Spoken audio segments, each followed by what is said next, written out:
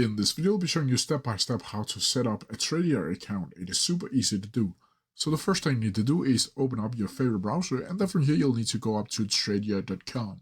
Then from here is something like this. And here you'll be able to either log into your already existing account, or you can sign up for a new account by clicking the sign up button up here on the right hand corner. You'll also be able to start the process by clicking get started right here. And then from here is something like this, where I can see you'll be able to trade options, stocks and futures all in one place. So from here you can see and choose a plan for the Tradier. Tradier is a subscription based website, so keep that in mind. So the light version is $0, the pro version is $10 per month, and the Pro Plus is $35 per month with a free trial offer. You can read about what the different things are and compare to however you ever want. From here you'll need to click on the one that is most suitable for you and just click open account. Once you've done that, you'll need to go down to trade on your own terms and enter your first name, your last name, your email address,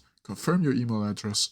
Then you'll need to enter a username and a password for your account. Once you've done all that, you'll simply need to click create account. Once you've clicked all the information in and created your account, you'll then be proceeded into a page where you'll need to upload your ID just to prove that you are actually the one who you said you are. Don't worry, it is completely safe. You'll just need to upload a picture of either your passport or your driver's license. Of course, you need to be at least the age of 18 before you can use Tradier, but that should not be a problem. From here, you'll just need to follow through with all the steps that Tradier asks you, and then from there, you'll be able to go into the dashboard of Tradier and start using the Tradier service and start trading.